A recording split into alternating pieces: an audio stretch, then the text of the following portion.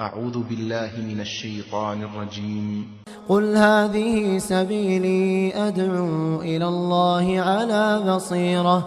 على بصيرة أنا ومن اتبعني وسبحان الله وما أنا من المشركين.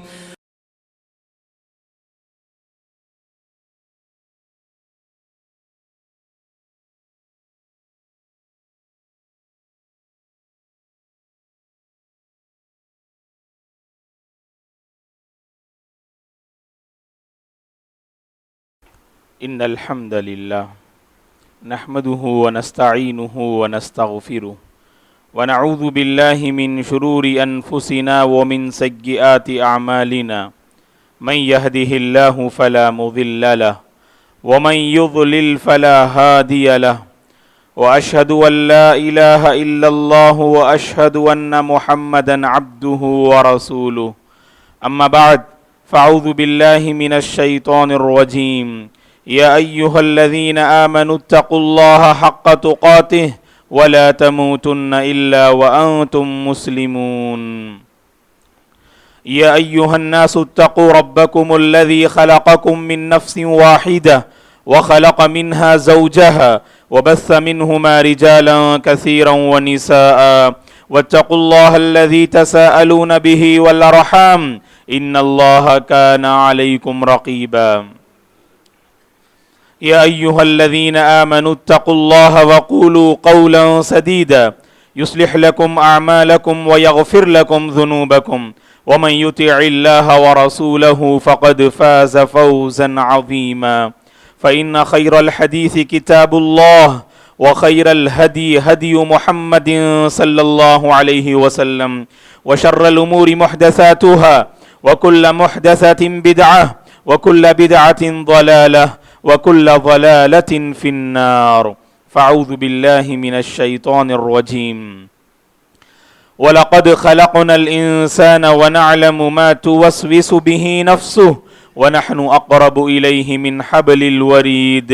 إذ يتلقى المتلقيان عن اليمين وعن الشمال قعيد ما يلفظ من قول إلا لديه رقيب عتيد وجاءت سكرة الموت بالحق ذلك ما كنت منه تحيد ونفخ في الصور ذلك يوم الوعيد وجاءت كل نفس معها سائق وشهيد لقد كنت في غفلة من هذا فكشفنا عنك غطاءك فبصرك اليوم حديد وقال قرينه هذا ما لدي عتيد ألقيا في جهنم كل كفار عنيد مناع للخير معتد مريب الذي جعل مع الله إلها آخر فألقياه في العذاب الشديد قال قرينه ربنا ما أطغيته ولكن كان في ضلال بعيد قال لا تختصموا لدي وقد قدمت إليكم بالوعيد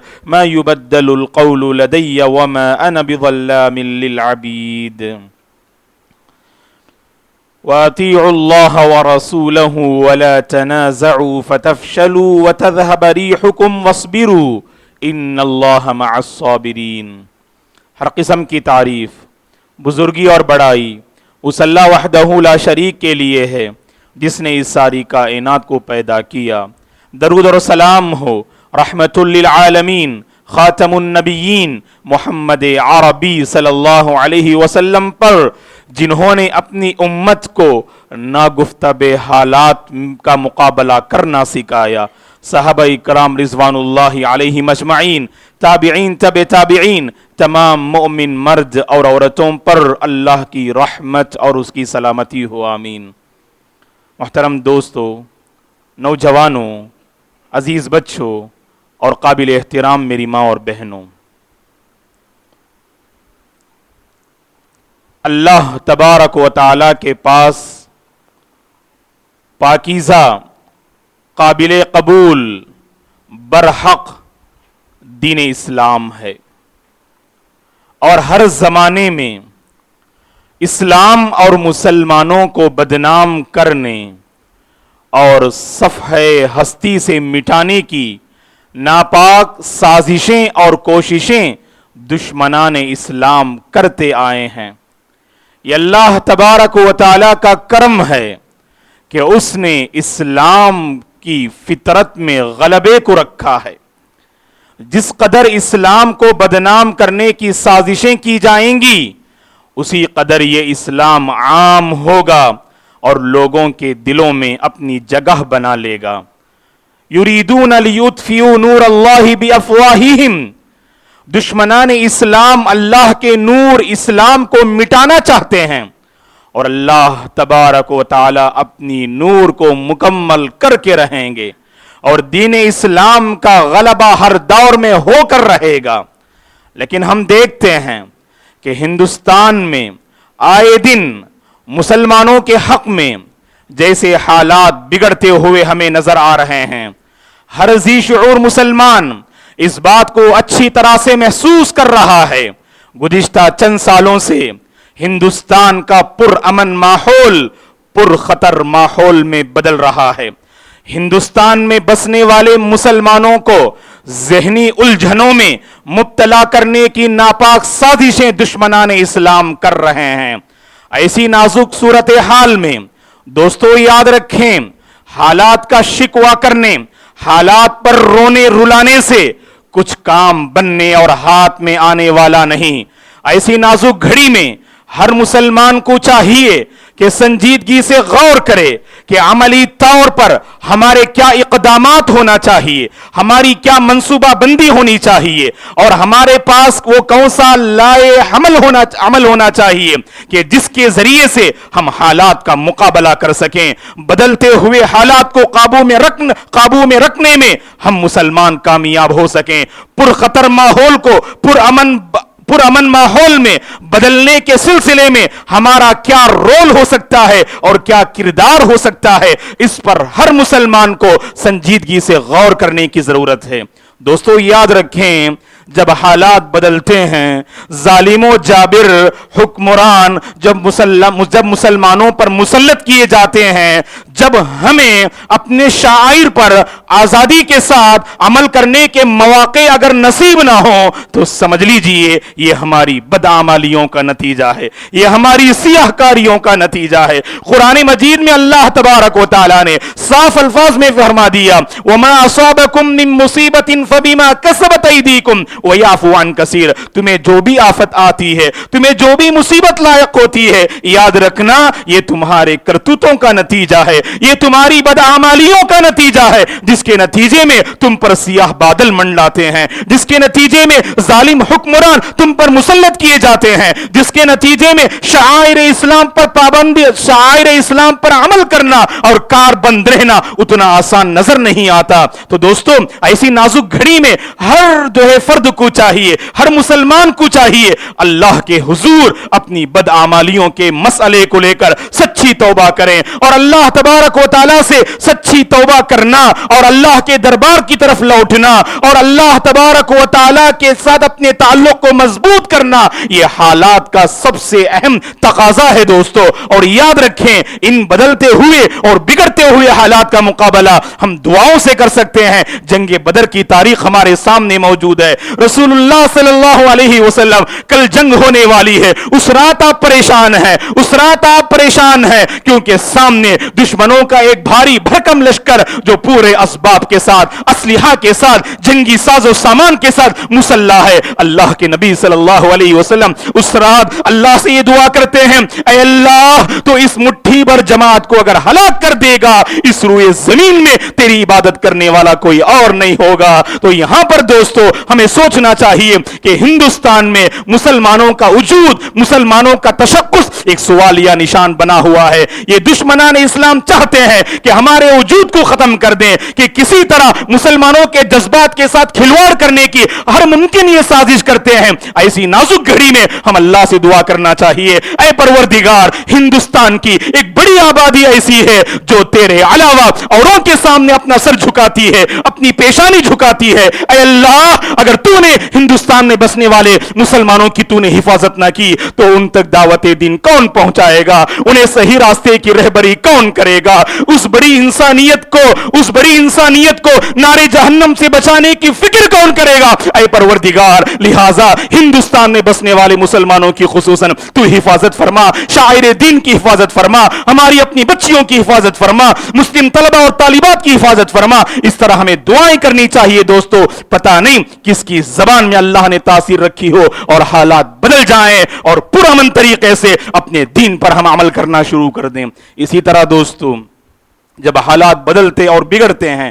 ایسی نازک صورتحال میں ہم مسلمانوں پر ایک اور ذمہ داری عائد ہوتی ہے کہ علم پر ہمیں توجہ دینا چاہیے دوستو۔ یہ دشمنان اسلام کی سازش ہے کہ مسلم قوم کو علم سے دور رکھنے کے لیے ہر ممکن وہ سازش کرتے ہیں۔ آپ دیکھ لیجئے کہ گزشتہ 2-3 سالوں سے ہمارے اپنے بچوں کے ہاتھوں میں جو کتابیں ہوا کرتی تھیں، علم کے حوالے سے باتیں ہوا کرتی تھیں، خواہ بچوں کی بات کریں یا نوجوان نسل کی بات کریں، آج بچے ہوں یا نوجوان نسل، ان کے ہاتھوں میں کتابوں کے بجائے، ان کی زبانوں میں علم کے حوالے سے گفتگو کے بجائے آج وہ اپنے آپ کو مکمل سوشل میڈیا کے حوالے کر دیے ہیں، اپنے آپ کو انہوں نے مکمل موبائل کے حوالے کر دیا ہے، جس کے نتیجے میں آج مسلم طلبہ میں وہ صلاحیت نہیں کہ کل فیوچر میں مسلم طلبہ قوم کی رہبری کر سکیں، قوم کی سرداری کر سکیں اور قوم کو کچھ دینے کے قابل بنے۔ یہی تو ان کی مکاری ہے کہ اگر کوئی ایک گیم ختم نہیں ہوتا، ایک دوسری نئی سیریز شروع ہو جاتی ہے، تاکہ مسلم قوم کو خصوصاً یہ ٹارگٹ کرتے ہیں کہ کسی بھی طرح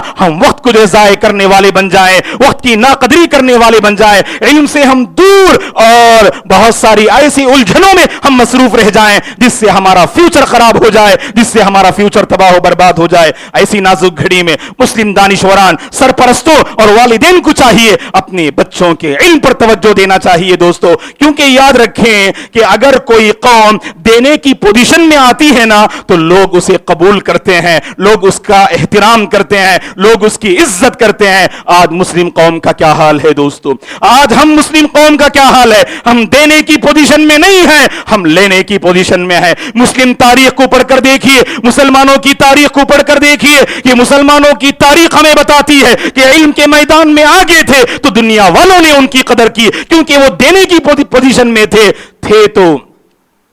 آبا تمہارے ہی مگر تم کیا ہو، تھے تو وہ آبا تمہارے ہی مگر تم کیا ہو، ہاتھ پر ہاتھ دھرے منتظر فردا ہو، مگر وہ علم کے موتی کتابیں اپنے آبا کی، جو دیکھے ان کو یورپ میں تو دل ہوتا ہے سی پارا۔ یہ ہماری میراث ہے دوستو، یہ علم ہماری میراث ہے، یہ علم ہماری جائیداد ہے، یہ علم ہماری پہچان ہے۔ اس میدان میں ہمیں آگے آنے کی ضرورت ہے، اپنے طلبہ اور طالبات کو آگے بڑھانے کی ضرورت ہے، تاکہ کل کے دن مسلم قوم کی ایک پہچان ہو سکے، مسلم قوم کا ایک تشخص برقرار رہ سکے۔ جیسا کہ میں نے کہا، اگر کوئی قوم دینے کی پوزیشن میں نہیں، اگر لینے کی پوزیشن میں ہو تو اس کو مٹا دیا جاتا ہے، اس کی عزت نہیں کی جاتی ہے، ذلت و رسوائی اس کا مقدر بن جاتی ہے۔ جبکہ ہماری یہ پہچان ہے، ہم ہمیشہ دینے والے بن کر رہے ہیں، ہم دوسروں کو نوازنے والے بن کر رہے ہیں، ہماری اپنی عقل سے، ہمارے اپنے مشوروں سے اور ہماری اپنی ذات سے اور ہماری اپنی صلاحیتوں سے اور ہمارے اپنے علم سے لوگوں کو بہرور کرنے کی کوشش کریں۔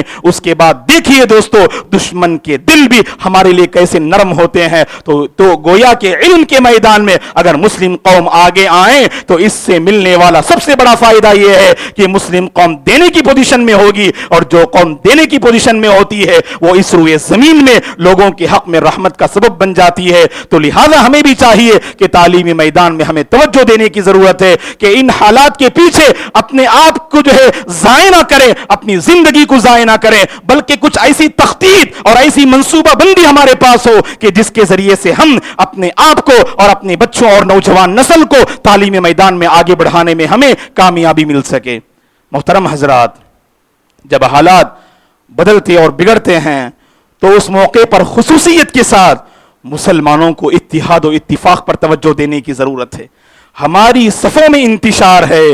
ہماری صفوں میں انتشار ہے، دشمن ہمیں کیا مٹائیں کہ اپنے کافی ہیں ہمیں مٹانے کے لیے دوستو۔ اپنی صفوں میں اتحاد اور اتفاق کو پیدا کیجیے. ایک اللہ پر ہمارا ایمان ہے. فقہی اور فروعی مسائل میں ہمارے اپنے آپسی اختلافات ہیں. یہ ہمارے اپنے گھر کا مسئلہ ہے کہ جس میں ہم آپسی جو ہے فقہی اور فروعی مسائل میں ہم اختلاف کر بیٹھتے ہیں. لیکن یاد رکھیں دوستو کہ ایسی نازک گھڑی میں جب دشمنان اسلام مسلم طاقتوں کو کمزور کرنے کی کوشش کر رہے ہیں کہ مسلم صفوں میں اتحاد جیسی عظیم قوت کو اپنانا ہوگا, اتحاد جیسی عظیم طاقت کو اپنانا ہوگا کہ لوگوں کے عام فائدے کی خاطر کہ ہمارا اپنا کوئی ذاتی پرابلم ہو اسے دور رکھ کر سب کو جڑنا ہوگا اور سب کو پوری انسانیت کے لیے اور خصوصاً پورے مسلمانوں کے لیے کام کرنا ہوگا. تبھی چل کر ہم حالات کا مقابلہ کر سکتے ہیں. دوستو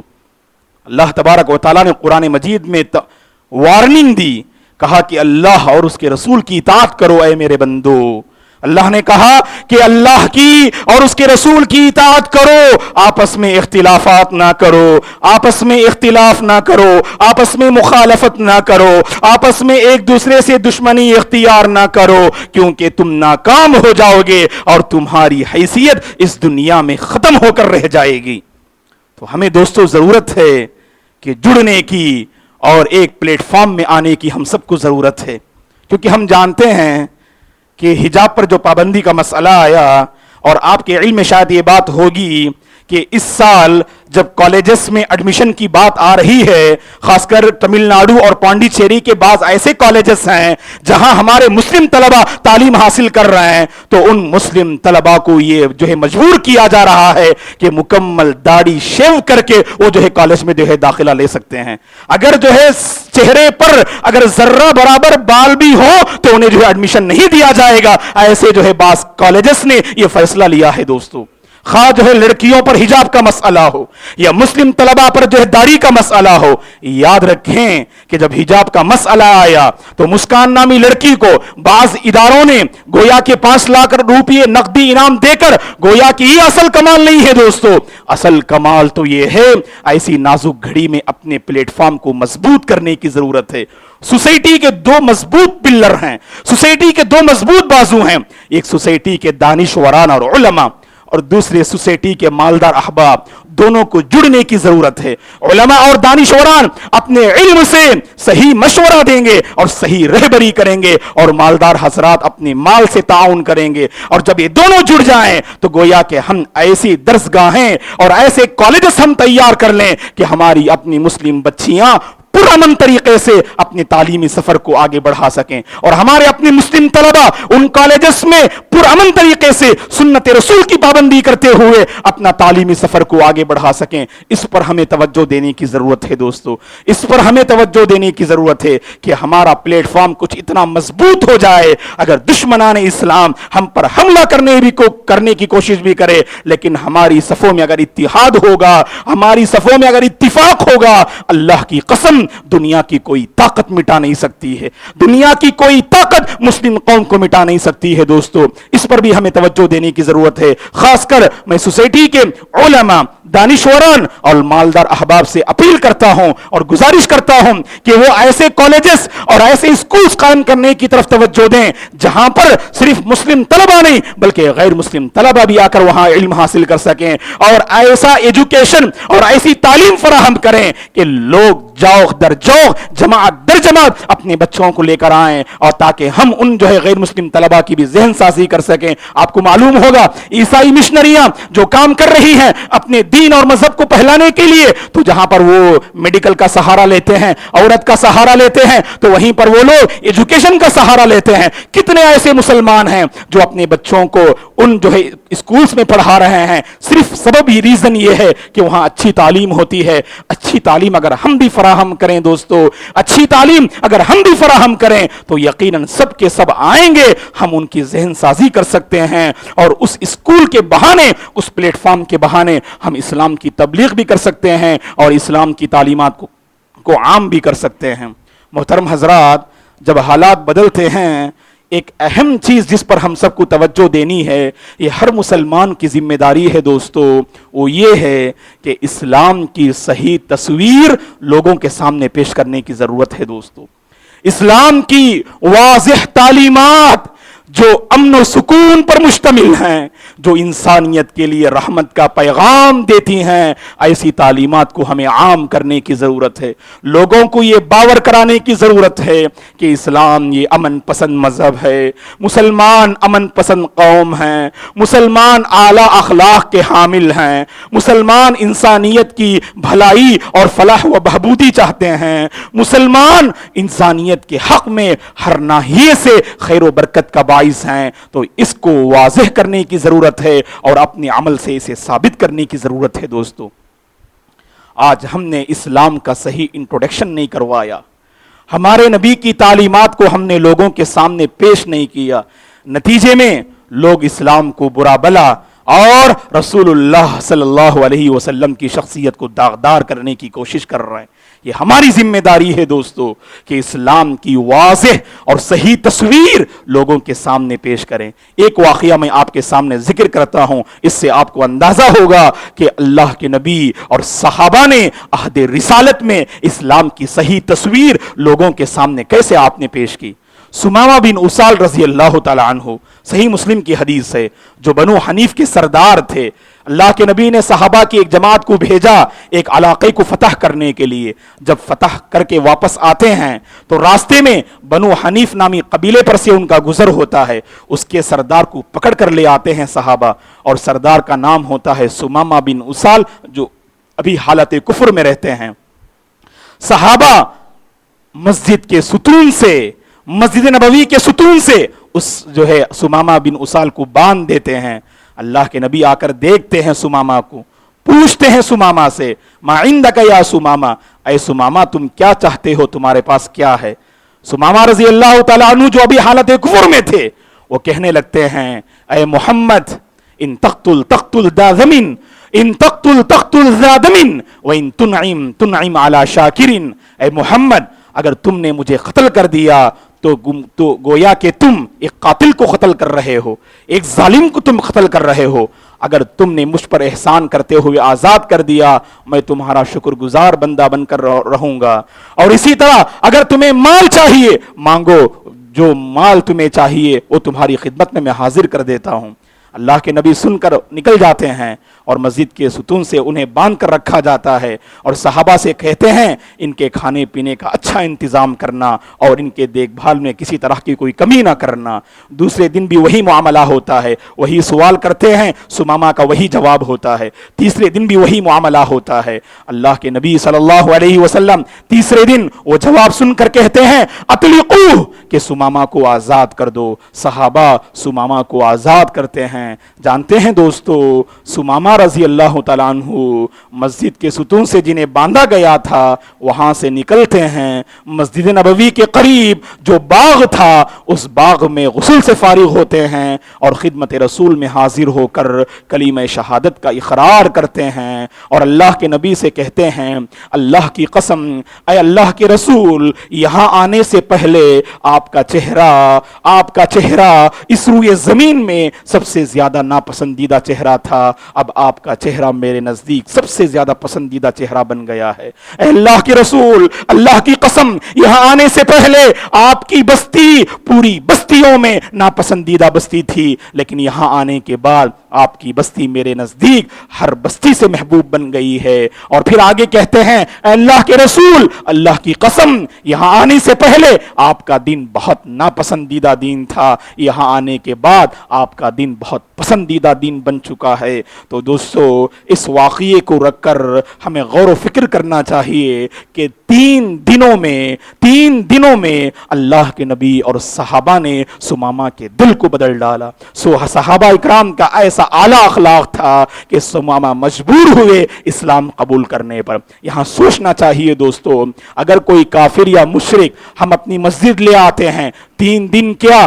3 مہینے رکھیں اور 3 سال رکھیں، کیا ہمارے اخلاق یہ گواہی دے رہے ہیں دوستو کہ وہ اسلام قبول کرنے پر مجبور ہو جائے گا؟ کہ وہ اسلام قبول کرنے پر مجبور ہو جائے گا؟ تو اپنے آپ کو ہمیں بدلنے کی ضرورت ہے دوستو۔ اسلام کی صحیح تصویر لوگوں کے سامنے پیش کیجئے، اپنے عمل سے، اپنی زبان سے، اپنے کیریکٹر سے، اپنے معاملات سے، اپنی تجارت سے اسلام کا صحیح انٹروڈکشن کرائیے دوستو۔ لوگ خود بخود اسلام کی تعریف کرنے والے ہو جائیں گے، اسلام میں داخل ہونے والے ہو جائیں گے۔ تو لہٰذا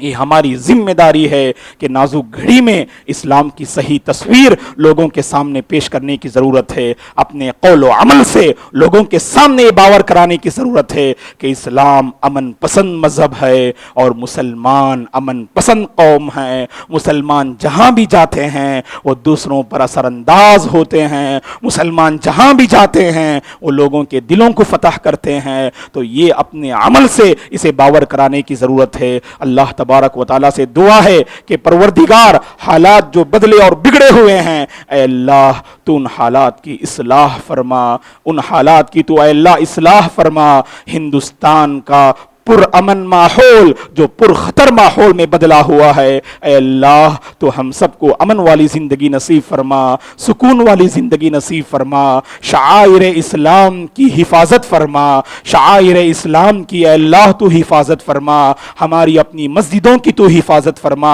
مدارس کی تو حفاظت فرما، ہماری اپنی بچیوں اور مسلم لڑکیوں خواتین کی اے اللہ تو حفاظت فرما، اور ہمارے اپنے مسلم طلبہ کی بھی اے اللہ تو حفاظت فرما کہ وہ سنت رسول کو اپنانے والے بن جائیں، دین پر عمل کرنے والے بن جائیں۔ اے اللہ تو ہمارے اندر اتنی ہمت دے، اتنی طاقت دے اور اتنا ایمان دے کہ ہم اسلام کا صحیح انٹروڈکشن کرانے والے بن جائیں، اپنے قول و عمل سے اسلام کی صحیح تصویر لوگوں کے سامنے اے اللہ ہم پیش کرنے والے بن جائیں۔ اس کی تو ہمیں توفیق عطا فرما۔ ان سال سفر حج پہ جو جا رہے ہیں اور جن کے سفر کی شروعات ہو چکی ہے اور جو نکلنے والے ہیں، اے اللہ ان کے سفر کو تو آسان فرما، ان کے سفر کو تو قبول فرما، اے اللہ ان کے حج کو تو حج مبرور بنا دے، حج مبرور کی سعادت تو انہیں نصیب فرما۔ ہم میں سے جو حج کرنے سے رہ گئے ہیں، اے اللہ تو ہمیں حج کی سعادت نصیب فرما، حرمین شریفین کی زیارت نصیب فرما۔ جب تک تو ہمیں اس دنیا میں باقی رکھ، تیرے دین پر باقی رکھ، تیرے اسلام پر باقی رکھ۔ اے اللہ جب تو ہمارا خاتمہ فرما، خاتمہ بالخیر فرما، دین پر تیرا ہمارا خاتمہ فرما، خیر پر اے اللہ ہم سب کا خاتمہ فرما۔ آمین۔ اقول قولی ھذا واستغفر اللہ لی ولکم ولسائر المسلمین من کل ذنب فاستغفروہ انہ الغفور الرحیم۔